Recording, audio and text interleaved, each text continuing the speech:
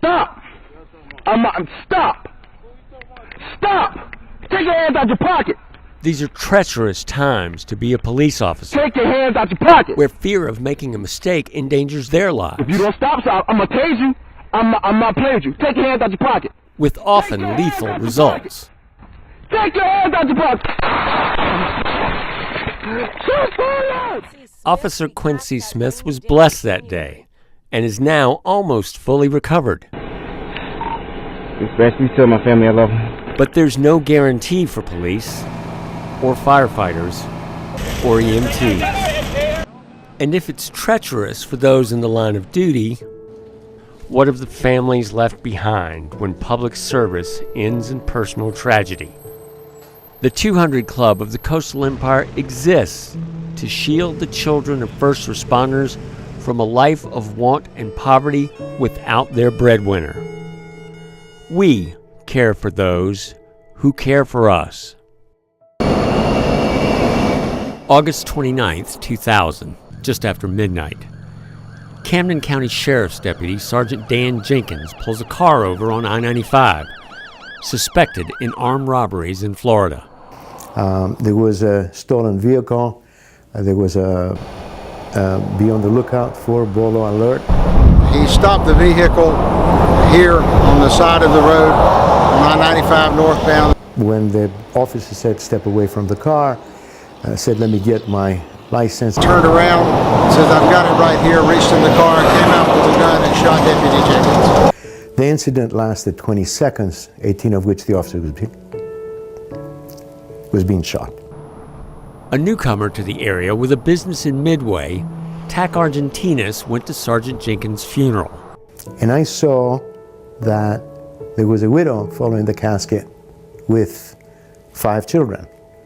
And I went through the whole ceremony, and when everything was done, I met with the sheriff, identified myself, and asked them what benefits the family had. And he said, we're a small county, not much of a pension, but she has a job with the county, makes $20,000 to raise 5 children.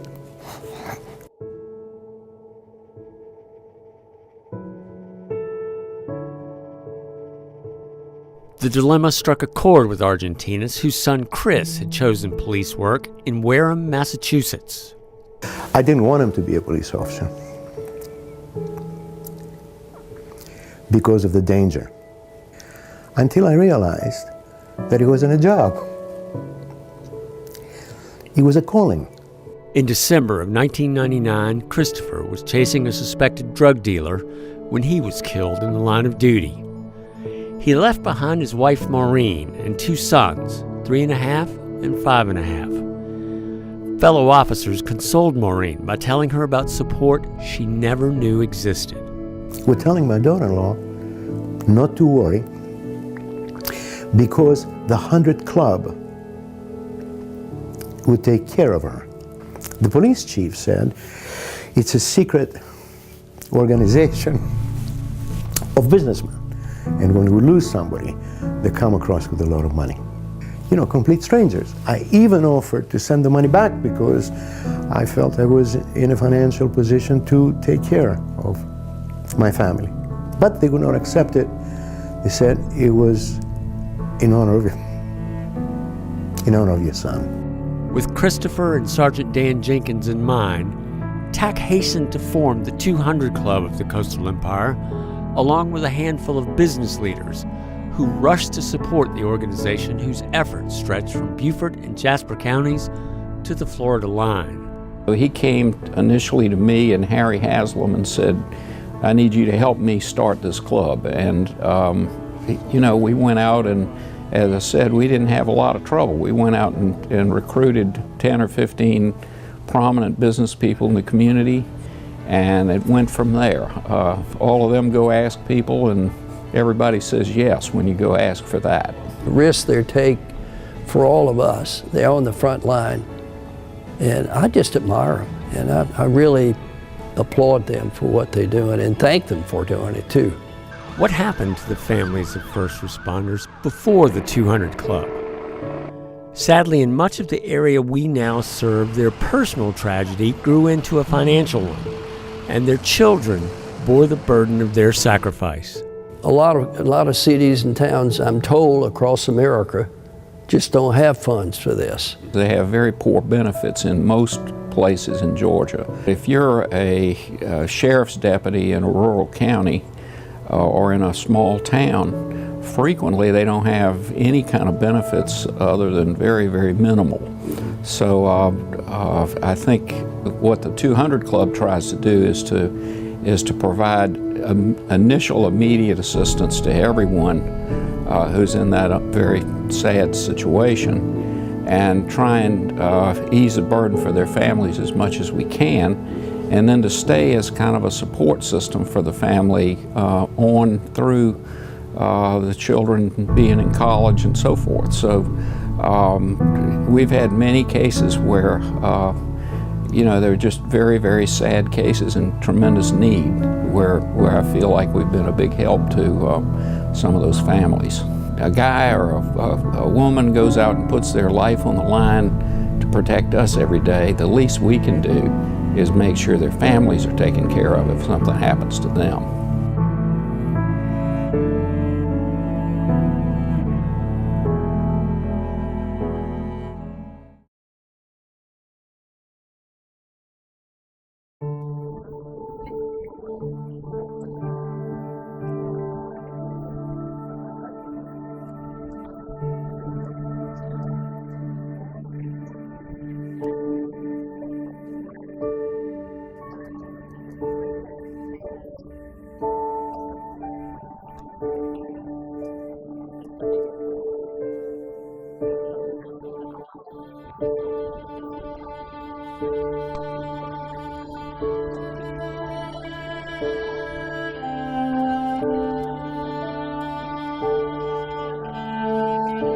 And caring for those who care for us forever. We never stop. As long as the family will let us be a part of their lives, we will be a part of their lives each and every year throughout the year. It's helped out one of my brothers who just passed, Corporal Tron Lewis, helped out his family a lot, and just knowing that there's someone there, people there to help you out when times are difficult and you need, just need a little extra hand in things in life, just to help you keep going. My youngest daughter, Morgan, she's right there. She went to college with the 200 Club. Mr. Argentina approached her. She first was very reluctant because we did not know about them. We thought it was like some type of charity, and we didn't want to accept it. But reluctantly, he continued to talk to her, and she accepted the donations, and we found it very fulfilling. See, initially, I did this for a selfish reason, to honor the memory of my son. It didn't take long to realize that this was sorely needed. And this was the most powerful vehicle to express the gratitude of an entire community. June 15th, 2012 was the worst day of our life. We just live with it daily. Every time something comes on the news about an officer or something, it just peels that scab right back open again. It's helped these kids a lot, a whole lot. God bless for the 200 Club is all I can say. It's a tragedy to have to be there, but it's a blessing to be able to be there. Just knowing our profession, knowing we don't know what's going to happen at any given time, knowing that there's an organization that's going to take care of our families, that's going to make sure that their needs are taken care of, means a whole lot. Unfortunately, things happen in our line of work, and oftentimes the families are forgotten. The 200 Club, the purpose of the 200 Club is really to be like a silent service that comes in time of need, when people are, everyone's grieving over a loss. And we do what we do in terms of honoring our fallen member, but the families are often forgotten. And the 200 Club is the service that actually picks that up. Because if there was not a team in place to help motivate and keep people going, they would not be able to come out here and do the job. And I think overall public safety would suffer. Knowing that that your family will be taken care of takes a lot off of the responders. It makes us know that there are people such as the 200 Club, an organization that will actually understands and they know what's important, and what they do is they go about and make sure that the families of the fallen are taken care of. That's invaluable. Without that, I don't think anyone can do their job.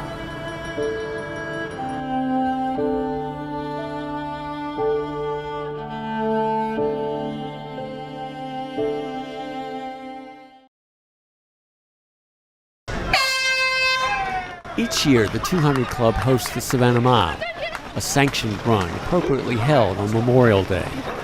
There are divisions for kids, for competitive runners, for first responders who run in full gear. As with everything the 200 Club does, it's an all-volunteer event run by the club's leadership and organizations who donate their goods and services. Mark, tell us why you're here as a Savannah Strider. Because I'm proud to support the 200 Club and the great people who take care of our city and keep us safe. They're the real heroes for the city, and we're so grateful for them. Whenever you're ready, locate. Starting off the memory walk for the families of the fallen is hotelier and businessman Mark Dana, who succeeded TAC Argentinas as president of the organization. Mark's career included a stint in law enforcement, where he came to understand the commitment the first responders make. During my time in law enforcement, it was very, very heartbreaking that we lost so many of our members of the department. 5 members when I was with the department. One was my lieutenant, one was my training officer. And so I saw firsthand the impacts that it has, not only on the family emotionally, but then longer term, the financial impacts that it has. So I had a good understanding of what it means to lose a breadwinner who, by the way, isn't doing it for the money.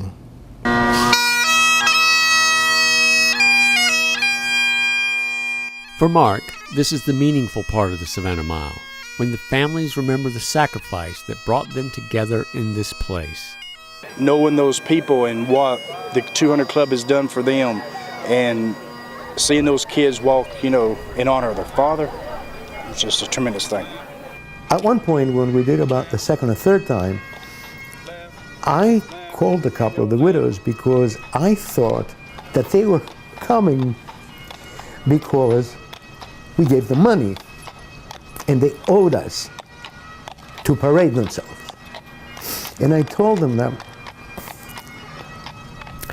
I knew this was emotionally very difficult for them, and I would fully understand if they didn't want to come.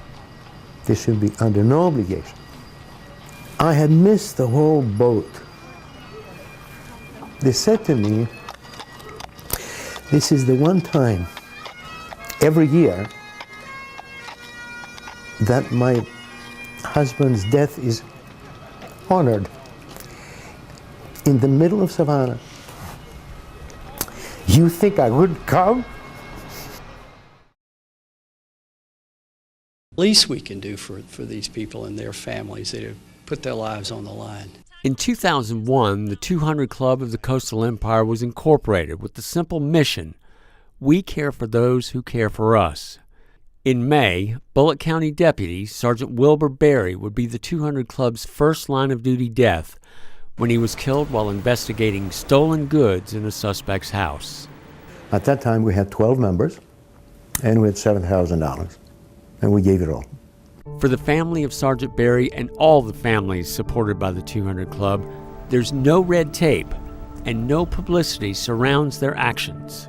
When we got home from my son's dad's funeral, there was an envelope on my door that had been overnighted, and inside of it was a check to pay for our Thanksgiving dinner.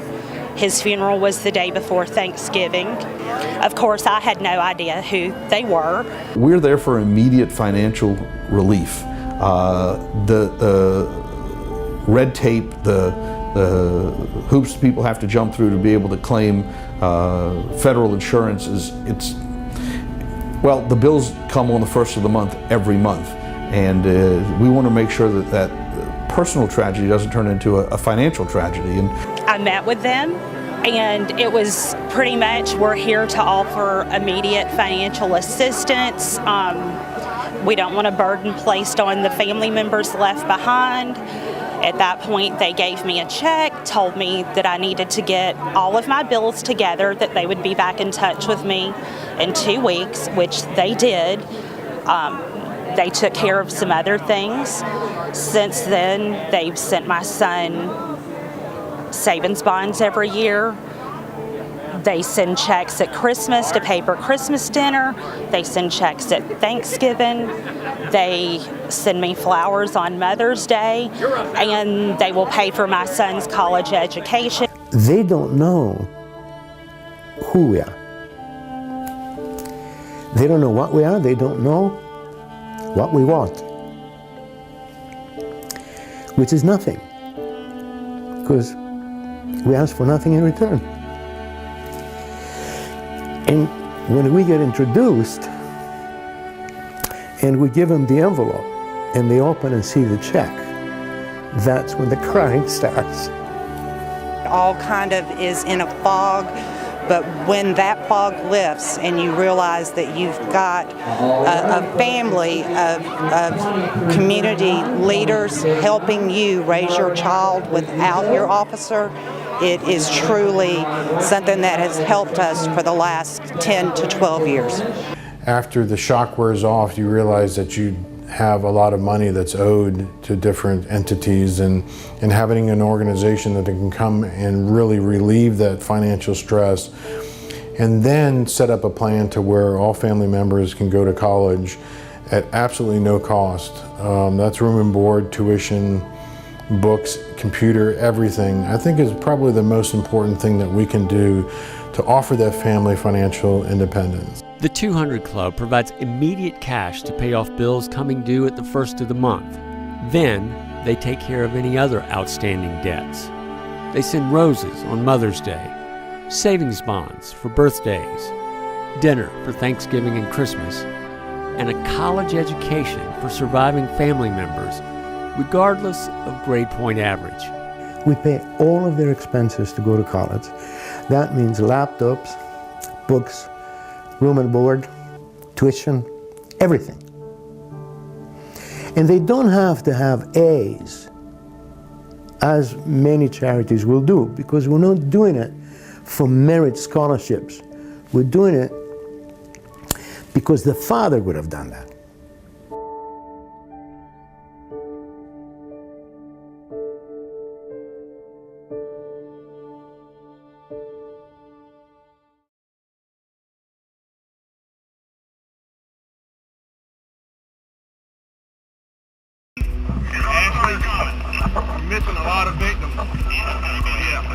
In 2008, firefighters rushed into the exploding buildings of the sugar refinery to rescue those trapped or hurt in the flames and debris.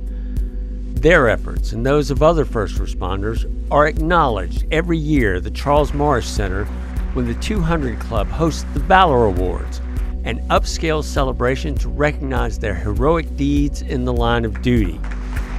The event creates an even stronger bond between law enforcement and the community they serve. They just need to know that every day that they strap it on or jump in their truck or put it on respond to a call on a 911,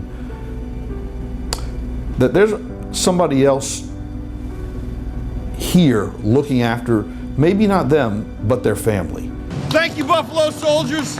Thank you very much. The 200 Club's leadership in recognizing the contributions of first responders has drawn support from other areas of the community, like the Buffalo Soldiers, who designate the 200 Club for their charitable giving. And we give to the 200 Club to help those family members of fallen firefighters and policemen. You guys doing all right in there?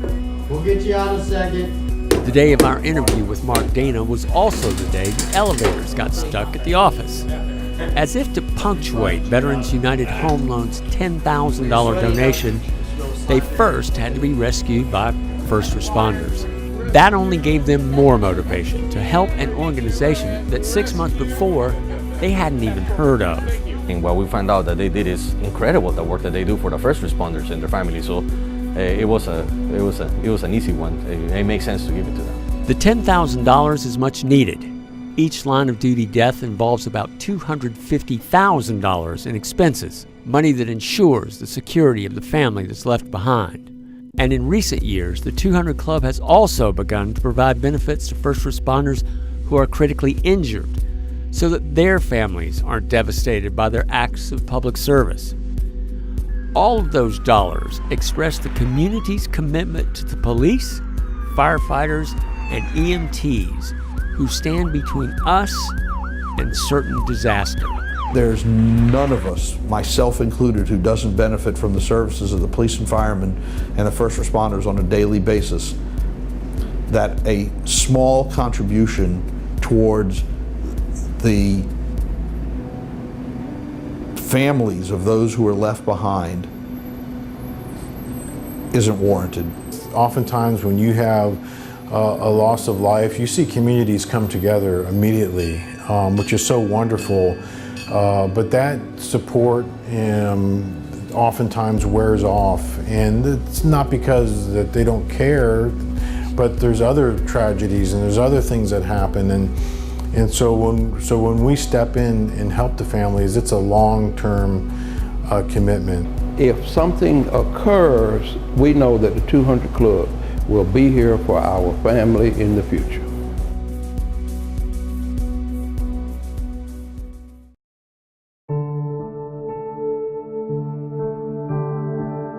We know that you haven't heard of the 200 Club. That's deliberate. The last thing we want to do is to draw attention to ourselves or rain down publicity on a family in their time of deepest sorrow and confusion. But the reality is that we cannot sustain our efforts to care for those who care for us without your support. We're committed to police, fire, and EMTs from the Florida line to Beaufort and Jasper counties and all points in between. Our hope is that each of the communities that we support will also support us. The price of an annual membership is just $250. Because we have so many counties that we represent and over 6,000 members of our first responder family, we would love to have the individuals, the community members who live and reside and depend upon our first responders in those 20 counties to spread the awareness that the organization exists, and for everybody to understand that 100% of the proceeds that we get goes to the families. I think that it's important that police officers and firefighters recognize that the public is behind them.